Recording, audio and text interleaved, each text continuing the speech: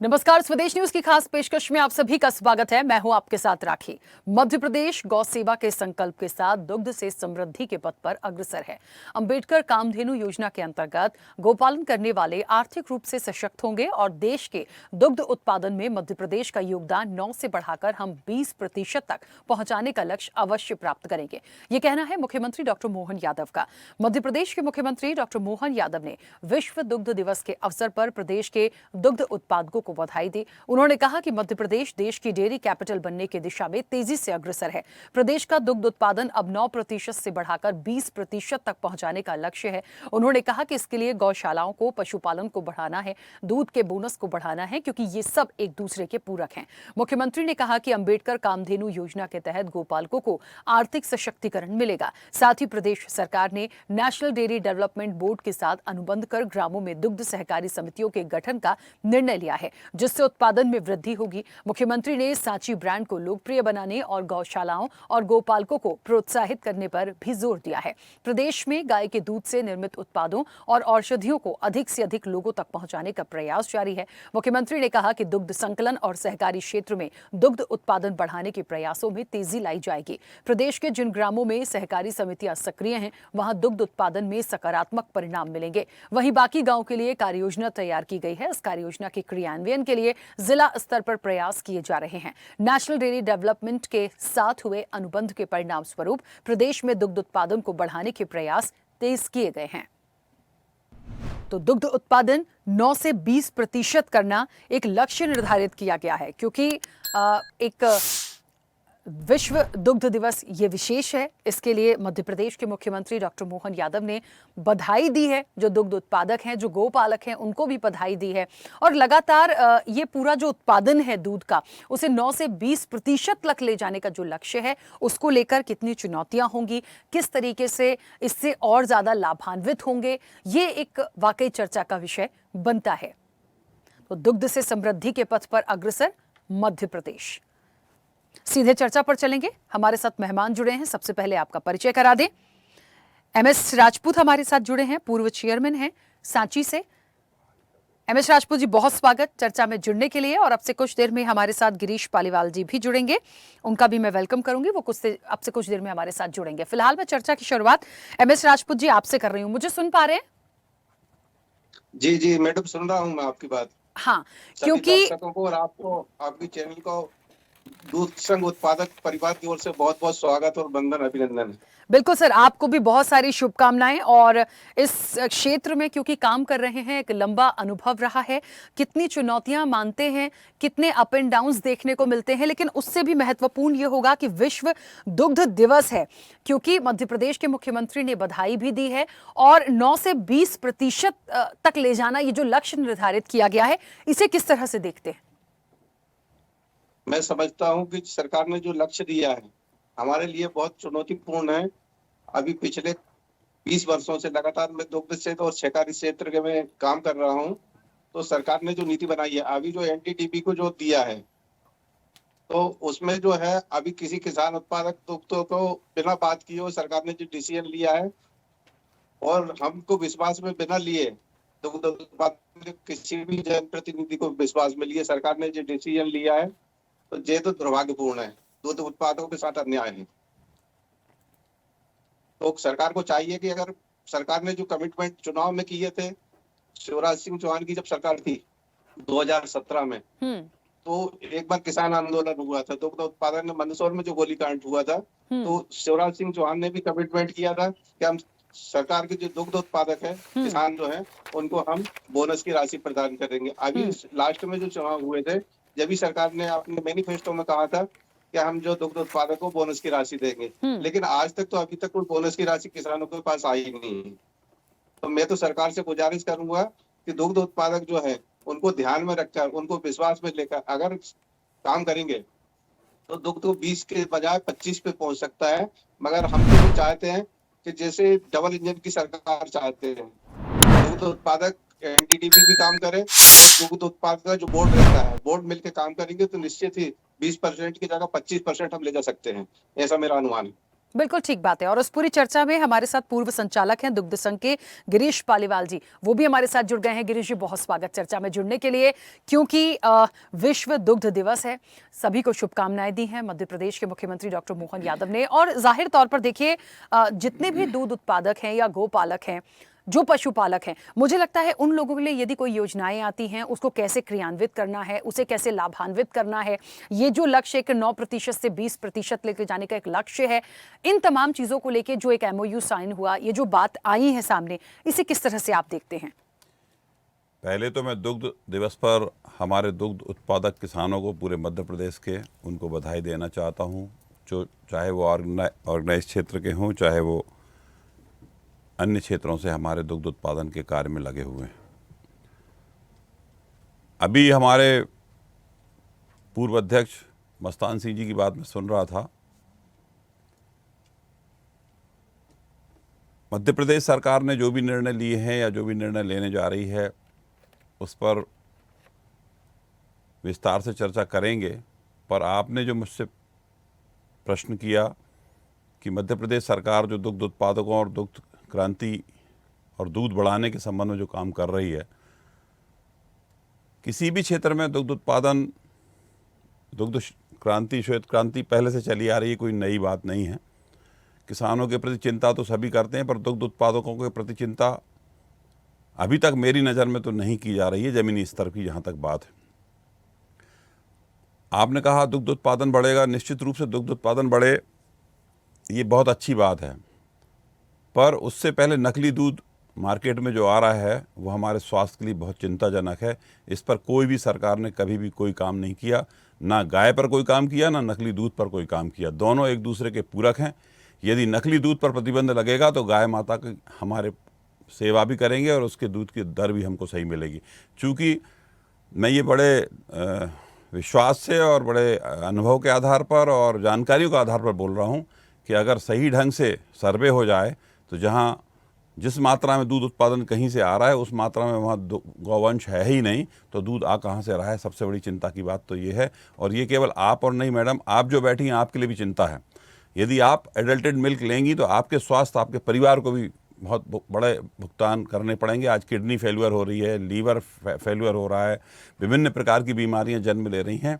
उसमें ये एडल्टेड मिल्क बहुत बड़ा माध्यम है। और मैं पुरजोर रूप से कहना चाहता हूं, माननीय मुख्यमंत्री जी, आप दूध बढ़ाएं, वो तो बहुत अच्छी चीज़ है, पर नकली दूध उत्पादन को बंद करें, तभी हम सब सुरक्षित हैं इस देश में। नहीं तो हम स्लो पॉइजन पी रहे हैं। दूध गौ माता का संवर्धन करें, पर शुद्ध दूध के साथ करें, ये मैं कहना चाहता हूं। कहीं नकली दूध के माध्यम से आंकड़े तो नहीं आ रहे हैं, ये चिंता का विषय है। मैं इस पर सरकार का ध्यान देना चाहता हूं आपके माध्यम से। बिल्कुल। अच्छा, एक बात और है गिरीश जी, क्योंकि आपने इस बात को रखा, ये बस सच है, लेकिन मुझे ऐसा लगता है कई ऐसी बड़ी संस्थाएं हैं जो काम करती हैं।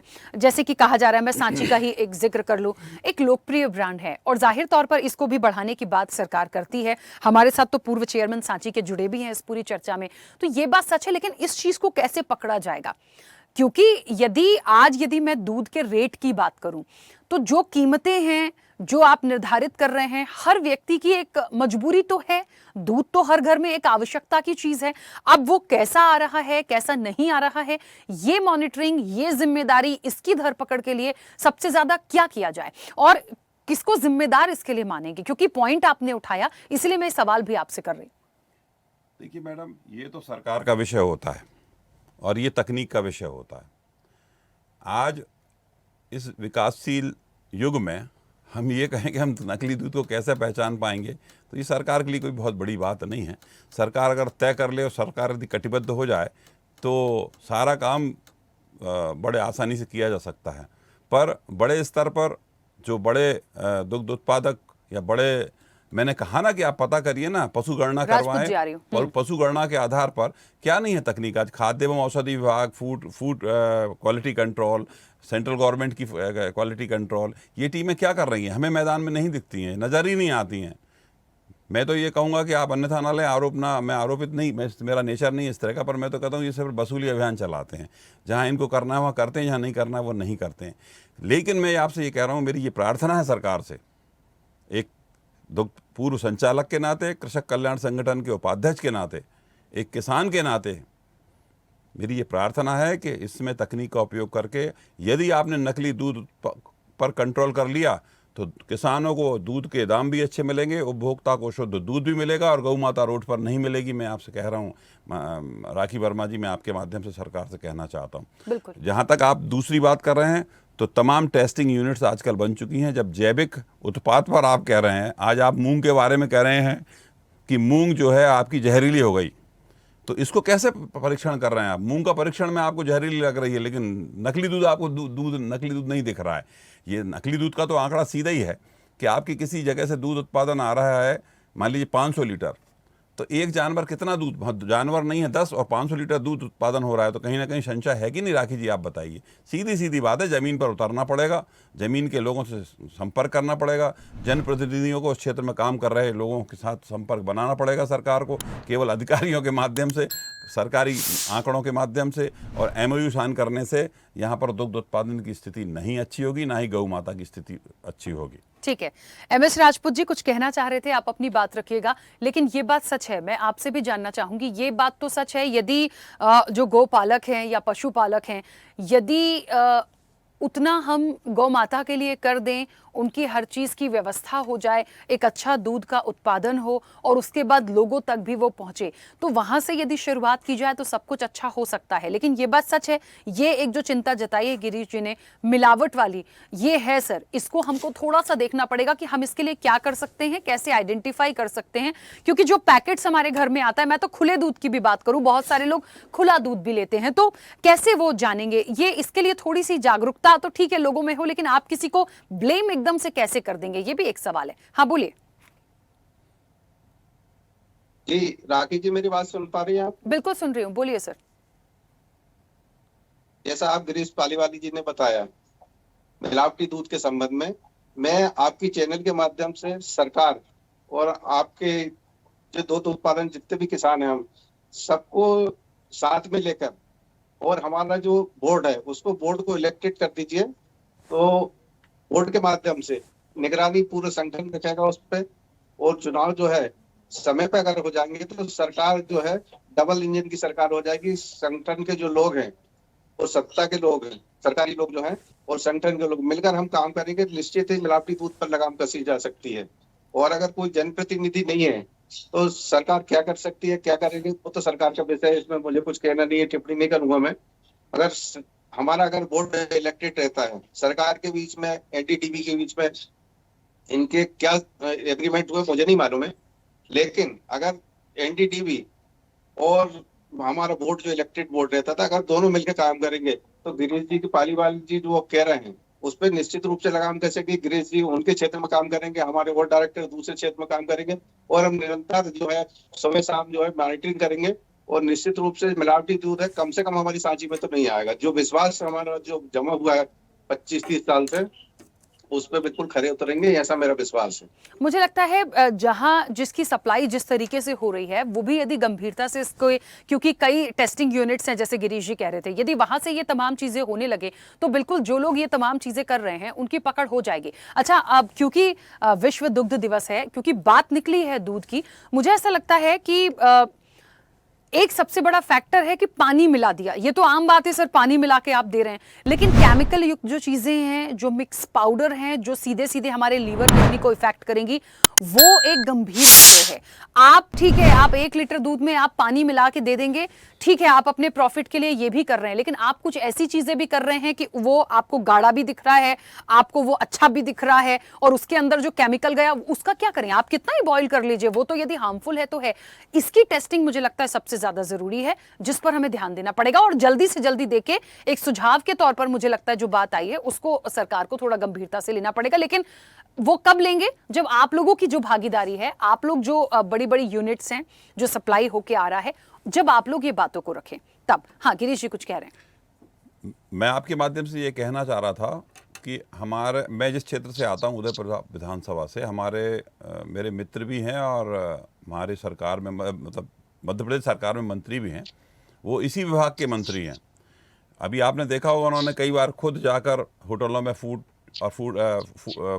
एंड क्वालिटी कंट्रोल डिपार्टमेंट आता, मैं उनसे भी मेरे इस माध्यम से कहूँगा वो एक जागरूक मंत्री हैं, इसमें कोई दो मत नहीं है। वो अपना, हालांकि जो काम प्रशासन को करना चाहिए, कर्मचारी अधिकारियों को करना चाहिए, वो करते हैं, पर वो एक संकेत देते हैं कि इस तरह से कम अगर, चूंकि आपने कहा राखी जी बहुत बड़ी बात कि इसको तुरंत करना चाहिए, क्योंकि ये प्रतिदिन स्लो पॉइजन के रूप में आप और हम ले रहे हैं, और कौन किस स्थिति में ले रहा है और कितना मात्रा में ले रहा है, ये बिल्कुल निश्चित है। मैं प्रमाणित रूप से, अगर मुझे समय मिले, मुझे सरकार और प्रशासनिक अधिकारियों के साथ बैठ के बात करने का अवसर मिलेगा, तो मैं बताऊंगा कि नकली दूध में जो आप कह रही हैं बहुत अंतर है। पानी चलेगा, उसमें एसएनएफ फैट का रेशो अलग हो सकता है, लेकिन जिसमें यूरिया, जिसमें केमिकल, जिसमें पाम ऑयल मिलाकर जो बनाया जा रहा है, और कई बार सरकार ने पकड़े भी हैं, पर ये पकड़ने के बाद कहाँ चले जाते हैं और कहाँ छूट जाते हैं और फिर से कैसे जिंदा हो जाते हैं, ये बड़ा चिंता का विषय है। ये नकली दूध के माध्यम से अगर आंकड़े बढ़ाकर आप कर रहे हैं, तो आप दोनों तरफ से नुकसान में हैं साहब। गौ माता की स्थितियां भी बिगड़ेंगी और हमारे आम जनता की स्थितियां शारीरिक रूप से बहुत बिगड़ेंगी, और नई पीढ़ी में बीमारियों का तांता लग जाएगा। इसलिए इस पर विशेष जोर देने की आवश्यकता है। बिल्कुल। एमएस राजपूत जी, मैं थोड़ा इस पर आऊंगी। जो एक उत्पादन की बात हुई कि हम 9% से 20% पर पहुंचने का जो लक्ष्य है, अच्छा ये लक्ष्य तो है, लेकिन एक बात जो गिरीश जी ने उठाई थी, और ये होना भी चाहिए, हमारे पास कितने सोर्स हैं, या गौ माताओं की स्थिति क्या है, कहां से सप्लाई हो रहा है, आप समझिएगा कहां से उत्पादन हो रहा है, कहां से हम उसको आगे यूनिट्स की तरफ बढ़ा रहे हैं, तो एक्चुअल में कितना आ रहा है, कितना सप्लाई हो रहा है, ये हमें देखना पड़ेगा। तो क्या इसकी एक प्रॉपर मॉनिटरिंग नहीं होनी चाहिए? मतलब कह तो दिया हम चलिए मान लीजिए 9% है, हमें 20% तक ले जाना है, लेकिन हमें यह भी तो देखना पड़ेगा कि उसके पीछे जहां से ये दूध आ रहा है वो क्या उतना फुलफिल हैं, हम वहां पर सब चीज तरीकों से कंप्लीट हैं, हमारे पास सारी व्यवस्थाएं हैं, ये भी एक टास्क है। जी राखी जी, अभी हमारी जो प्राथमिक सोसाइटियां हैं, उनके भी चुनाव भी कई दिनों से लंबित पड़े हैं, तो हमारे जो जनप्रतिनिधि उनकी उदासीनता के कारण भी हम काफी पिछड़े हुए हैं। अगर हमारी प्राथमिक सोसाइटी के अगर चुनाव होते हैं और हमारा बोर्ड बनता है भोपाल में, तो हम सब मिलकर जो है 20% की जगह 25% ले जाने का लक्ष्य पूरा कर सकेंगे। बिल्कुल ठीक है, लेकिन एक जो बात गिरीश जी ने कही थी सर, इसलिए मैं ला रही हूं क्योंकि पॉइंट है ऐसा जिस पर चर्चा करने की जरूरत है। गौ माता जो हैं वो कितनी हैं, पशुपालक जो हैं, दूध तो देखिए बहुत सारे ऐसे पशु हैं जिनका दूध होता है। मैं तो क्योंकि गौ माता की चर्चा हो रही है, गोपालकों का जिक्र हो रहा था, मैं उन्हीं का एग्जाम्पल लेती हूँ। कितनी गौ माता है, कितना दूध उत्पादन हो रहा है, और अब मान लीजिए कि एक एग्जाम्पल के तौर पर बोल रही हूं, मान लीजिए कि 20,000 लीटर 20 लीटर की बात हो रही है और पता चले हम दिखा 50 लीटर रहे, 60 लीटर रहे, तो वो डिफरेंस भी हमको देखना पड़ेगा कि एक्चुअल में हमारे पास उत्पादन कितना है और हो कितना रहा है, हम उसको आगे कितना बढ़ा रहे हैं। ये प्रॉपर चीजों की मॉनिटरिंग जो है, ये मुझे लगता है यदि सब कुछ ठीक हो जाएगा तो वाकई ये जो लक्ष्य है ना, इस तक पहुंचने में हमें, किसानों को, सबको बहुत फायदा होगा। गिरीश जी कुछ कह रहे हैं, बोलिए। मैं राखी जी आपके माध्यम से ये कहना चाह रहा था कि हमारे मस्तान सिंह जी ने जो बात उठाई, वो मैं भी उस बात को इस रूप में समर्थन करता हूं कि आप जनप्रतिनिधियों की सहभागिता तो रखिए ही। क्या ये संभव है कि मध्य प्रदेश में केवल चीफ सेक्रेटरी पूरी सरकार को चला लेंगे, विधायकों, माननीय मंत्रियों की आवश्यकता नहीं पड़ेगी क्या, सरकार चल जाएगी क्या? यही का यही सेटअप मध्य प्रदेश में जनप्रतिनिधियों के माध्यम से 2 एजेंसीज काम करती हैं। एक मध्य प्रदेश दुग्ध संघ काम करता है और दूसरी एक गवर्न बॉडी होती है जो न केवल प्राइस कंट्रोल करती है, न केवल दुग्ध उत्पादक हितों का ध्यान रखती है, उपभोक्ताओं का ध्यान रखती है और गुणवत्ता नियंत्रण पर भी वो ध्यान रखती है। वो ग्राउंड लेवल पर रहती है, वो जानती है कि इस पर्टिकुलर, जैसे मेरा कोई विलेज है, उस विलेज में कितना दूध हो रहा है, तो कहाँ से हो रहा है।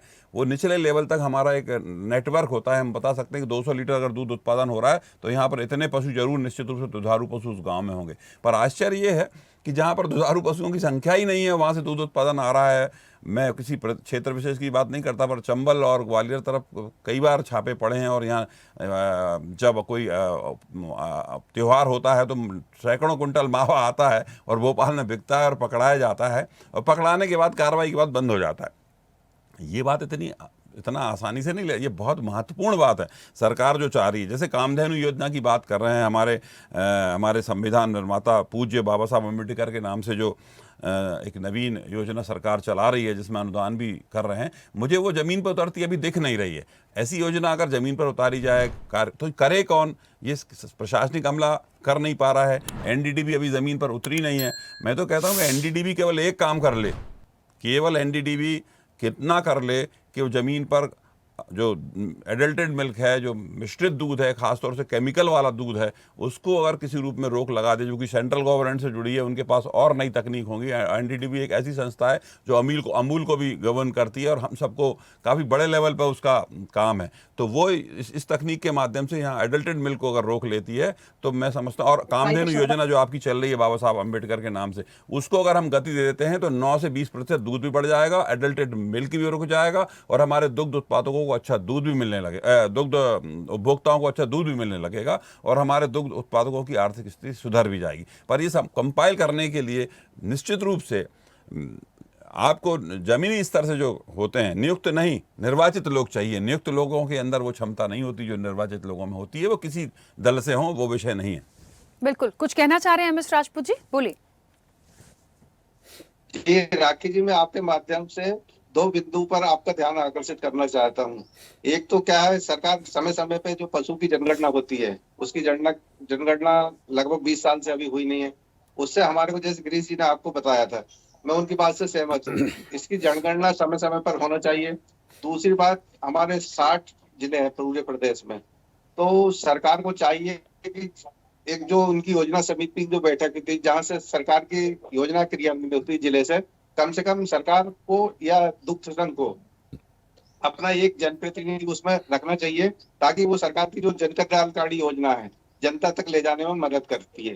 तो मैं जो 2 बिंदु है, इनकी ओर आपका ध्यान आकर्षित करना चाह रहा था। बिल्कुल ठीक बात है। और एक चीज मुझे और लगती है कि विश्व दुग्ध दिवस पर बधाई तो ठीक है और लक्ष्य भी बहुत अच्छा निर्धारित है कि 9 से 20% तक पहुंचे, लेकिन गौ माता जो सड़कों पर हैं, जिनके लिए कई योजनाएं हैं, जिनके लिए बात की जा रही है, उन पर भी थोड़ा सा फोकस किया जाए। और बाकी जो आप लोगों ने सुझाव दिए, जो आप लोगों ने जो भी कमियां थी या लगता है कि उन पर काम होना चाहिए, जो आप लोगों ने चीजें बताई हैं, मुझे लगता है इन सब पर यदि एक बार बैठकर प्रॉपर तरीके से चर्चा हो जाए और इस और ध्यान देने के लिए प्रयास किए जाएं तो ये लक्ष्य भी पूरा हो जाएगा।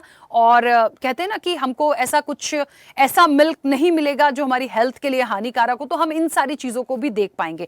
क्योंकि हमारे पास समय की सीमा है। आप दोनों मेहमानों का बहुत शुक्रिया हमारे साथ इस चर्चा में जुड़ने के लिए। तो विश्व दुग्ध दिवस है, सभी को बधाई दी गई है और इसे कैसे बढ़ाएंगे, कैसी चुनौतियां हैं उस लक्ष्य तक पहुंचने के लिए, तो वो जो चुनौतियां हैं वो इस चर्चा के माध्यम से एक सुझाव के तौर पर आई हैं और उम्मीद है कि सरकार इसको बहुत गंभीरता से लेगी और उस पर जल्द कोई कदम उठाए जाएंगे। चर्चा में इतना ही। बने रहिए स्वदेश न्यूज के साथ। सबसे पहले देश। ऐसे ही वीडियोस के लिए लाइक करें, शेयर करें, फॉलो करें। YouTube पर जाकर सब्सक्राइब कर बेल आइकन दबाना ना भूलें और ताजा अपडेट्स के लिए स्वदेशलाइव.com पर जरूर जाएं।